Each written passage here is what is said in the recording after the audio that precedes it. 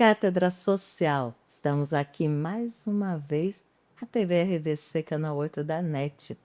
Hoje, o nosso tema, ele está recheado de conquistas, desafios, muitas lutas, porque nós vamos falar sobre a luta da mulher negra caribenhas.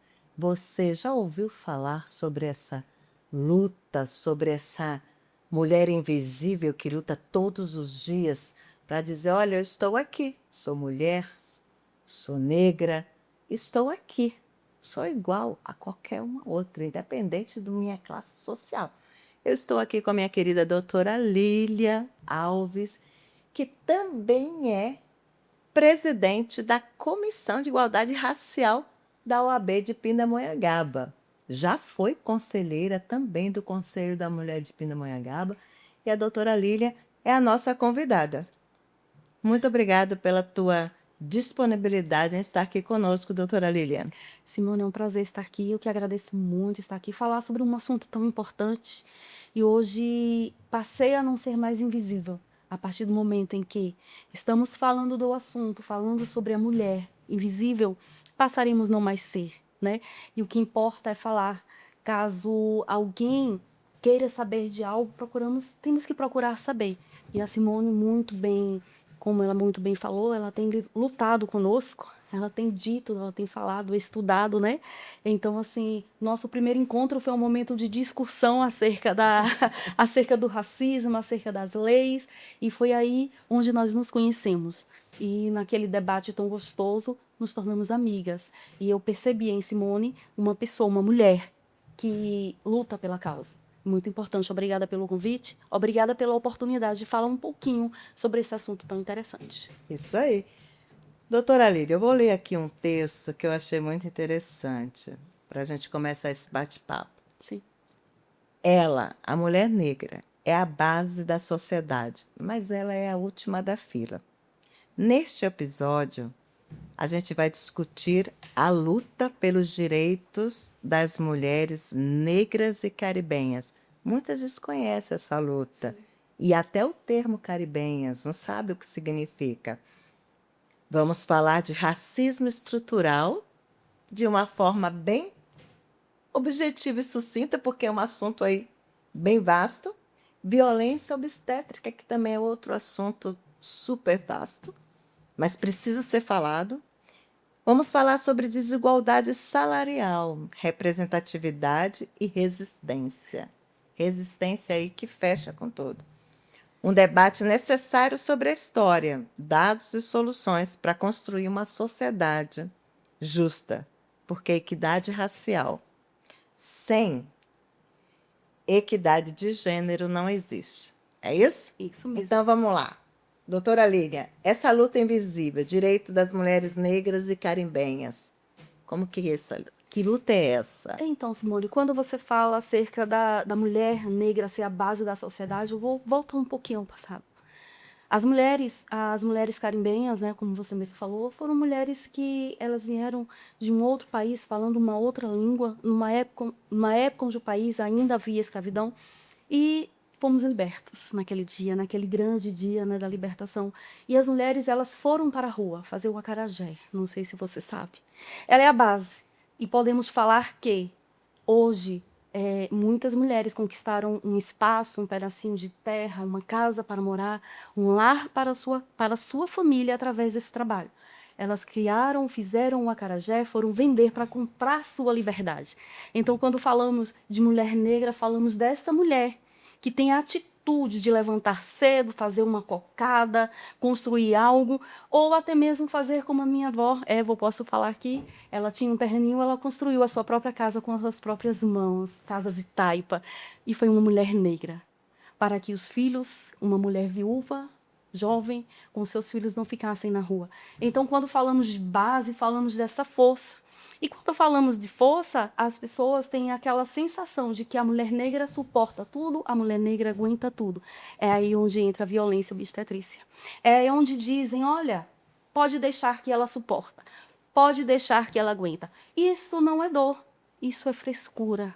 Ah, você tem quadris largos. perdoe-me a falta de compostura, mas foi o que nós ouvimos muitas. Eu ouvi. Você tem quase horas, você suporta. Ah, está pronto, não precisa de parto cesáreo. E com isso fomos violentadas muitas das vezes, com falas racistas, com falas muitas das vezes machistas. E quando falamos da luta da mulher negra, falamos de uma luta até um pouco complicada, porque a mulher branca, ela sofre o machismo, mas a mulher negra, ela sofre o racismo, ela sofre o machismo e ela sofre todas as violências que uma mulher branca não sofre. Lilian, você quer trazer algo assim específico? Quero sim. Eu quero contar um pouco, falar um pouco da minha história, onde muitos não acreditavam por eu ser uma mulher e ser negra eu não poderia ser advogada. É incrível. Eu deveria ser como a minha avó, que foi lavadeira de roupa, a minha mãe, que nos criou limpando casa de família e trabalhando no chão de fábrica à noite. Mas essa força eu trouxe da minha avó, onde eu olhei para a minha realidade e falei, o estudo, a educação, ela pode transformar a minha vida. Não é isso que eu quero para mim. E eu fui atrás, busquei, depois de criar meus filhos, entrei na faculdade um pouquinho mais tarde, Importante isso. mas criei os meus filhos porque eu queria dar para os meus filhos o meu melhor. E eu não podia dividir esse momento. Então, quando falamos da força da mulher, falamos dessa mulher que tem coragem de acordar cedo, de passar o seu dia cansado e chegar em casa e ensinar o seu filho a ler e a escrever. É dessa mulher que estamos falando. Isso aí. Intencionalidade na prática. Raça, gênero e resistência, né? Vamos lá? O que podemos falar acerca disso?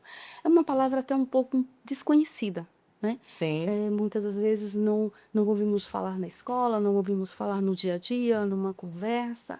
Eu, particularmente, passei a conhecer esta fala há pouco tempo atrás.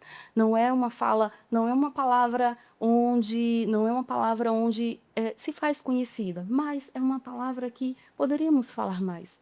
Onde falamos que a mulher ela saiu, a mulher negra, a mulher escrava, ela saiu do seu país, ela veio para um país diferente, com uma outra língua, ela teve que aprender uma outra língua, aprender um outro modo de vida, e com isso ela trouxe as suas próprias características e isso se misturou em nosso conhecimento, em nosso meio. Isso acabou se tornando algo muito natural, isso se tornou algo muito nosso. Quando falamos de sofrer preconceito, falamos de passarmos pelo machismo,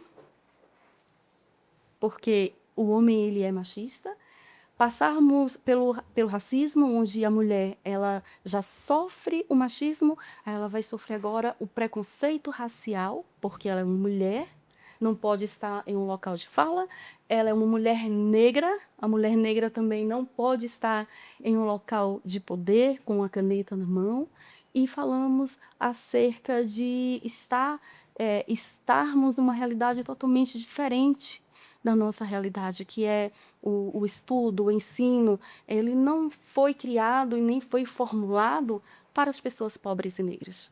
E essa seria a minha próxima pergunta, né? Sim. Qual a diferença entre ser mulher e ser mulher negra nessa luta, nesse cenário? E é lamentável, na atual conjuntura, é lamentável, traz até uma indignação. Nos dias de hoje, 2026, você ainda está discutindo em um podcast. É triste. É triste eu ter que te fazer essa pergunta.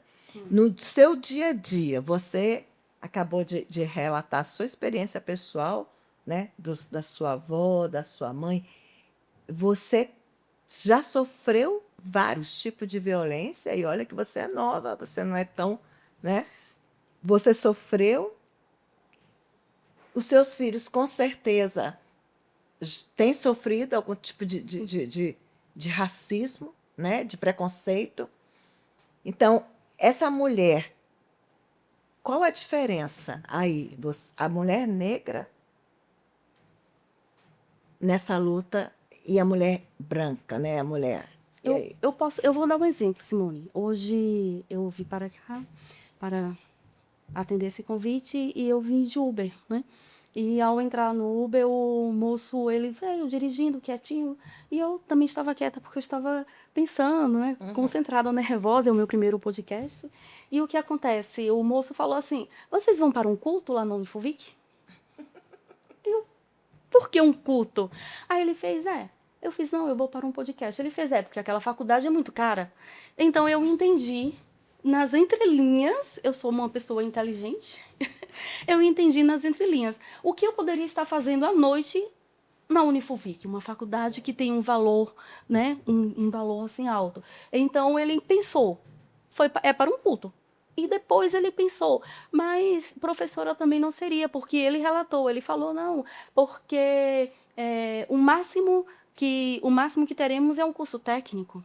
Então ele tentou entender o que eu viria fazer e ele acreditou, por eu ser uma mulher negra, eu não poderia estar fazendo outra coisa aqui que não fosse Ser uma professora, uma estudante, porque ele estudante. falou com todas as letras, a faculdade é cara. Ele só faltou falar, você não tem como pagar uma faculdade, você não tem como estar lá. E Então, logo para uma assim, advogada, poderia, olha, você podia te enquadrar agora. não, mas não, Sim, sim, eu sou sim. daquele, Tá muito enraizado, eu sou né? daquela, eu falei para ele, eu fiz uma pergunta para ele, o senhor fez alguma faculdade? Aí ele falou, não, eu fiz o curso técnico. Eu poderia falar para ele que eu era advogada, eu poderia falar para ele que eu era professora do estado de São Paulo, eu poderia falar para ele tudo o que eu era, mas eu preferi falar para ele, é bom o senhor começar a estudar. Vai te levar para outros lugares. E assim, quando você fala assim, já enfrentou todos os dias, eu tenho que provar que sou capaz de fazer o que um homem poderia fazer de maneira bem simples. Ou a Todos os mulher, dias, ou né? uma mulher branca, todos os dias eu tenho que provar que eu sou capaz. E quando eu falo, Simone, eu sou advogada, eu tenho que mostrar minha carteira. Porque as pessoas não acreditam. Você acredita nisso? Acredito. Eles não acreditam. Eu Eu tenho, mas acredito. advogada, você não parece advogada. Eu Eu acredito. falei, vou fazer um crachá, vou pendurar no pescoço e andar com ela, Eu melhor. acredito porque eu vivo isso na minha família. O meu genro, ele é negro e ele é advogado. Então, e mora lá no Rio de Janeiro. Sim. E quando ele não está de... Ele estando de terno e gravata, ele ainda enfrenta, você pode ser tudo, menos advogado. Sim. Pode ser um pastor, pode ser... E se ele tiver esporte, se ele entrar numa van, num ônibus, ele Isso. ainda é confrontado achando que ele é um ladrão. E você me perguntou, Simone, qual a diferença? Vou explicar no caso prático. Eu fui no fórum em Taubaté, eu tinha um problema lá com uma cliente, eu fui ao fórum. Quando eu cheguei no fórum, lá em Taubaté, estava vazio. O segurança falou, a senhora pode sentar e esperar. Eu olhei assim, fiz tudo bem. Aí eu peguei a minha bolsa, tirei minha carteira, já segurei minha carteira, porque eu tenho que apresentar a minha identidade aqui, porque o tratamento é diferente. E quando ele terminou, agora a senhora pode vir. Aí eu coloquei a carteira no balcão e falei, boa tarde, eu sou doutora Lília, sou advogada, eu vim aqui falar com o promotor. Aí ele, sabe, ele já mudou, já ficou sem sentido. Tudo bem, fez o meu atendimento, fez a minha ficha, que eu não tinha ficha ainda lá, fez a minha ficha, a senhora pode aguardar um pouquinho? Eu posso sim, sentei e fui aguardar. Veio uma mulher branca, ela estava muito bem vestida, ela veio, e aí quando ela veio entrando, ele fez assim, boa tarde, doutora, posso ajudar a senhora em alguma coisa? Aí ela ficou assim, sem graça, aí ela chegou perto e falou, eu não sou advogada, não. Ela nem era advogada. A diferença está aí, no recebimento, está aí na chegada, num boa tarde, num olhar, está aí, no recolher das bolsas, aí está a diferença. E eu passei por isso ontem. Olha, você pode achar que tudo isso não, não é possível, isso não existe. Eu sempre uso terno, né? Blazer e tal. E eu fui na OAB ontem.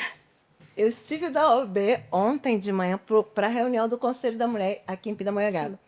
E eu estava de terno, né? Blazer e tudo. E eu peguei o Uber também. Olha a diferença, gente. É cômico. É como que isso é real. É real. Né? O preconceito enraizado, o racismo estrutural. E no Uber, olha a diferença, gente. Foi quando eu cheguei na OAB, no caminho ele viu que eu ia para a OAB, né? Aí disse, você é advogada? Eu disse, não, não sou. Enquanto eu tenho que provar que sou. Então vamos lá.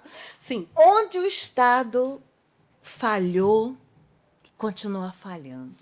Simone, o Estado ele falha no sentido de que existem leis, boas leis, existem muitas políticas que não funcionam, não são fiscalizadas, as verbas não chegam. O Estado falha no sentido de que ele tem as leis, tem as normas, mas não se cumprem.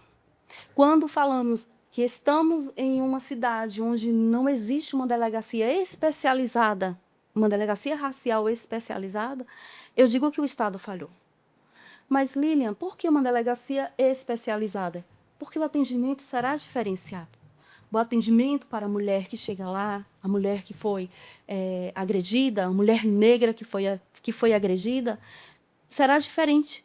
Porque possivelmente terão delegados policiais de cor lá. E só sabe quem passa é quem passa, Simone. Quando eu passo na rua, que eu olho para uma mulher negra, muito parecida comigo, eu passo, o meu olhar encontra com o olhar dela, nós sentimos a mesma dor.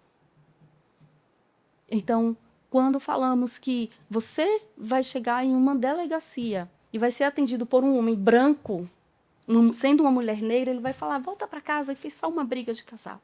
Isso foi só porque ele estava nervoso. Ele diminui a nossa dor. E neste momento é em que nós sentimos a falha do Estado, onde poderia ter uma delegacia especializada, uma delegacia para as questões raciais, para as questões de preconceito, para as mulheres negras, tem um lugar, tem um espaço.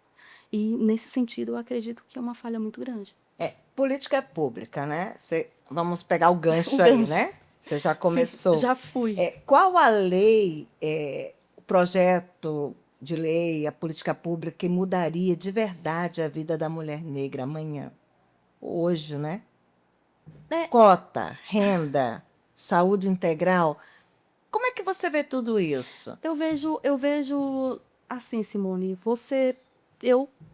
eu já fui ao posto de saúde, assim, frequento o posto de saúde, e quando eu cheguei aqui em Taubaté, eu cheguei aqui em Pindamonhangaba, desculpa, quando eu cheguei em Pindamonhangaba, eu fui ao posto de saúde pedir um dentista. A menina falou, não tem vaga, tem que entrar na lista de espera. Tá, tudo bem. Entrei na lista de espera, passado um tempo, voltei lá. Quando eu voltei lá, eu falei, gente, e aí? A lista de espera está andando? Eu queria que me falasse qual número está. Aí ela falou, não, quando tiver, a gente liga para a senhora, tá? E passou uma mulher e foi no mesmo consultório, uma mulher branca, foi no mesmo consultório, bateu na porta da atendente e falou, eu queria saber, eu estou na lista de espera, se já tem vaga. Ela falou, olha, não tem vaga, mas a gente consegue um encaixe para a senhora. Foi na mesma hora, foi no mesmo momento. Então, assim, não estou falando para me vitimizar, eu estou falando que é o que acontece. Quando uma mulher negra chega num posto de saúde, não tem um médico especialista, um médico para entender sobre a pele, sobre as doenças, um médico para podemos falar da alopécia, um médico dermatologista especializado em mulheres negras para tratar da saúde do cabelo da mulher. Não, dizem para de colocar tranças. Então, assim, vemos que os médicos eles não estão prontos, eles não estão preparados para receber uma mulher, para entender como funciona o corpo de uma mulher negra. É diferente. Nosso corpo é diferente. O nosso DNA é diferente. Precisa ser estudado. E quando falamos de algo que poderia ser criado, uma política pública, poderia sim criar mais estudos para os médicos se especializarem na saúde da mulher negra.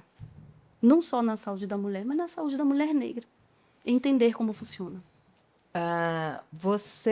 Eu gosto muito de falar sobre os conselhos municipais aqui em Pindamonhangaba e dou um alerta aí para os nossos ouvintes, né? Tanto o corpo docente, discente da faculdade, todos os munícipes que estão nos ouvindo, né, em toda a região aqui do Vale do Paraíba, os conselhos são.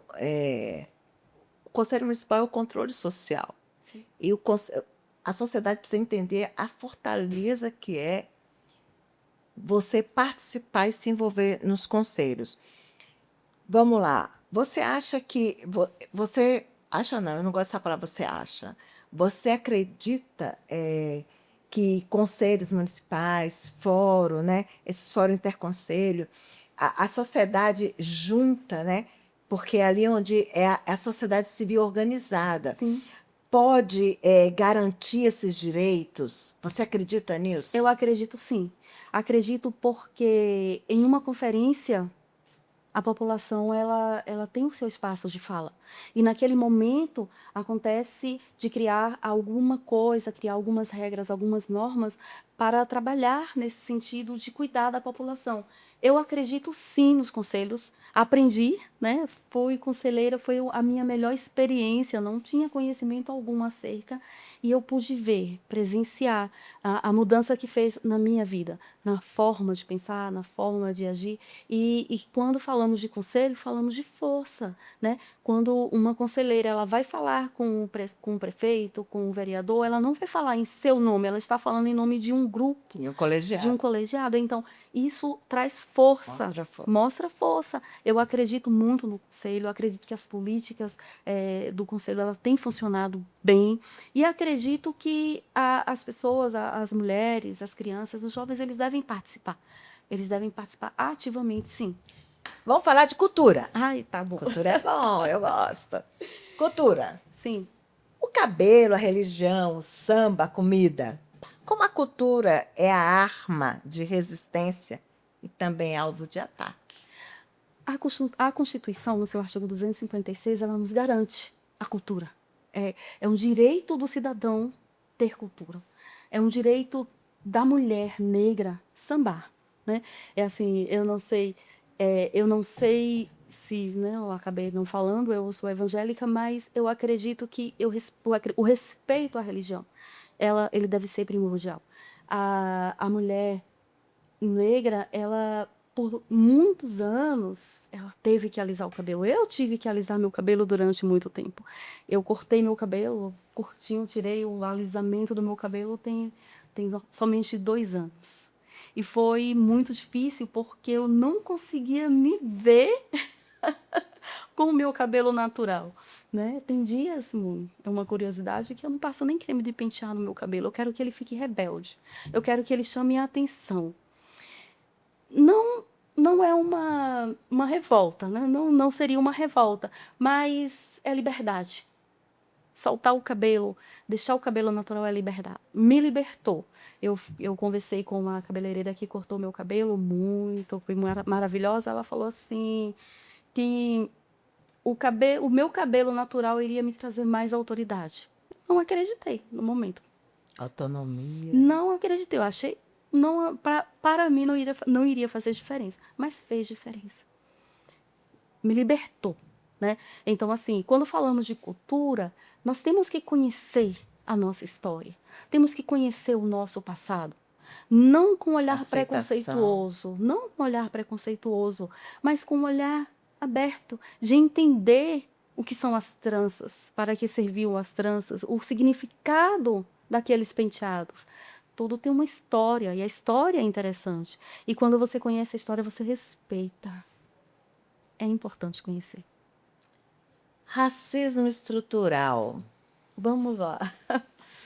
Agora, Tem se falado muito sobre isso, né? Racismo estrutural. a base do meu TCC. Vamos lá. Sim. O que é isso? O que podemos falar de racismo? Quando falamos de estrutural, falamos de estrutura. A nossa sociedade ela está estruturada dessa forma, né?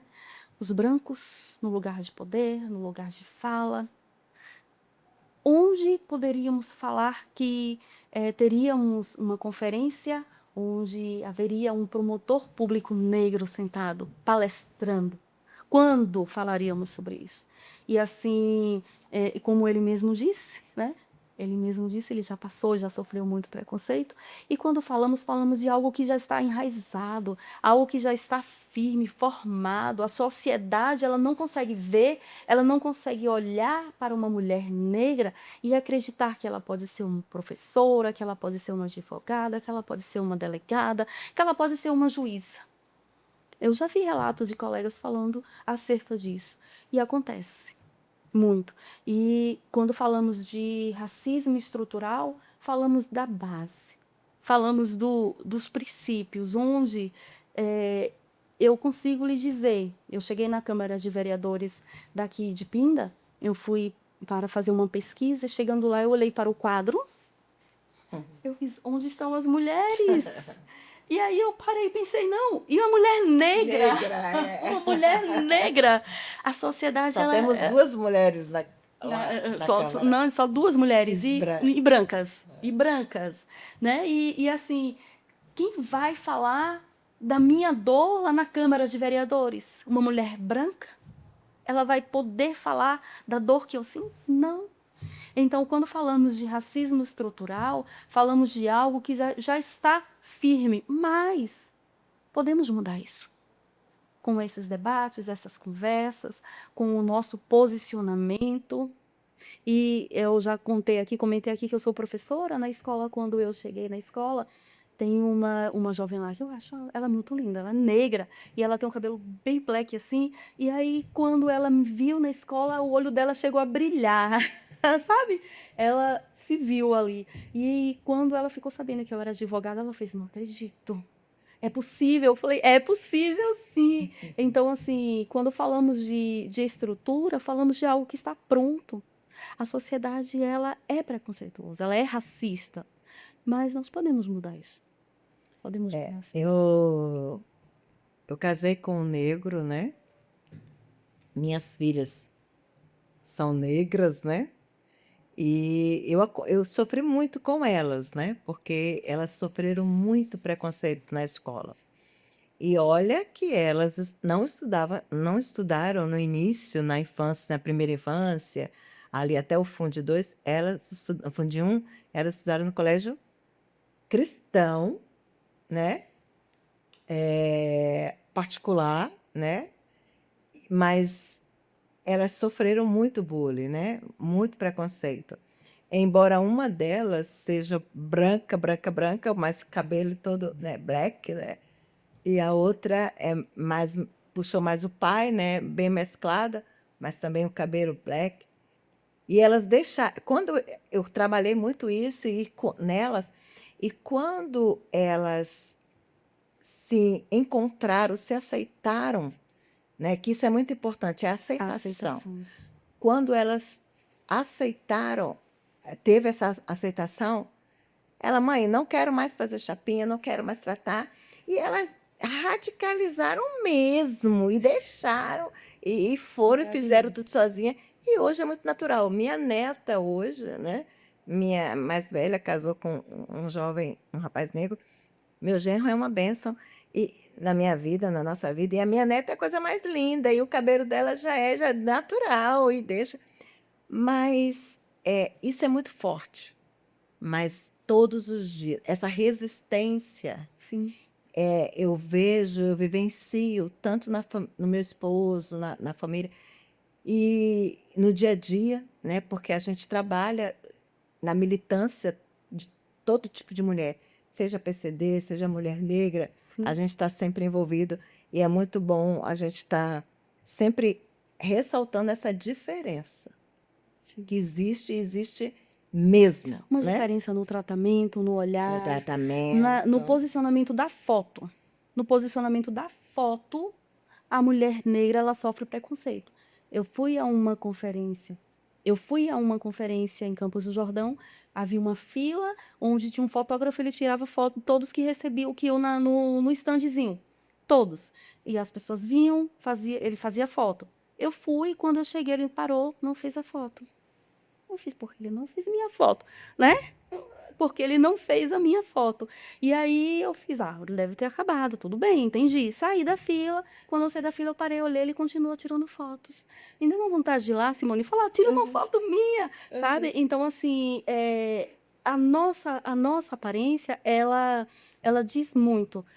Hoje é mais aceito, é até legal, é até interessante, mas se você me dissesse que eu iria estar com o meu cabelo natural há 10 anos atrás, jamais, porque eu saberia que eu não poderia entrar em nenhum lugar dessa maneira. A minha própria família não permitia isso. Então, assim, cansei de ser excluída de fotos da minha família por causa do cabelo que estava bagunçado lá em cima, aquela coisa toda. Então, é isso. O nosso bate-papo está muito bom, mas já acabou. Mais uma mensagem eu gostaria de deixar para você, através aqui da doutora Lília.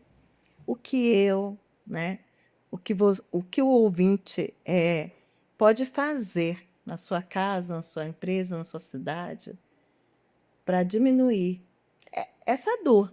Sim. A gente vê no esporte como que o nosso jogador Vini, né, foi tão humilhado. O que você deixa aí para encerrar o nosso programa? O conselho para que a gente diminua essa dor. Que a sociedade, que as pessoas à mesa conversem e dialoguem falando acerca do crime. Racismo é crime.